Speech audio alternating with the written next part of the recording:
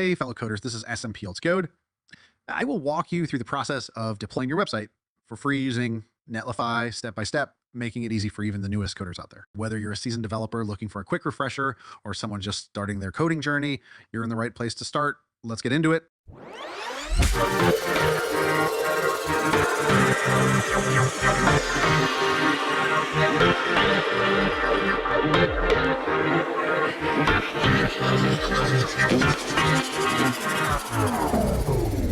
I'm sure there are many ways to deploy a website, but I strongly recommend that you go this way because it kills two birds with one stone.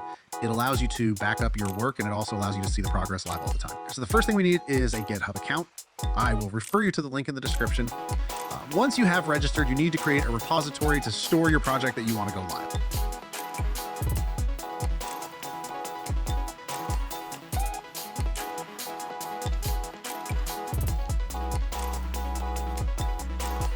All that is left is a project that we are going to upload to the GitHub, and we are ready to make the website available to the public.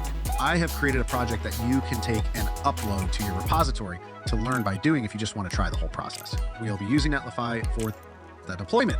Luckily, since we've created an account on GitHub, we do not need to create another one on Netlify. We will connect Netlify to our GitHub, and any public repository will be available for deployment.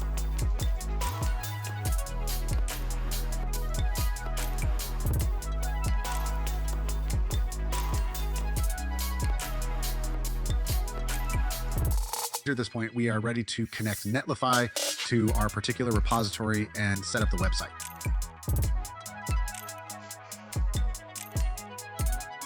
And that was it. You are ready to launch as many websites as you want. And if you want to make the whole process even easier for yourself, I suggest you download GitHub Desktop, and every time you make a change in your project, you simply commit and push changes. And once your changes are on GitHub, Netlify will receive the change and it will be automatically done on website 2.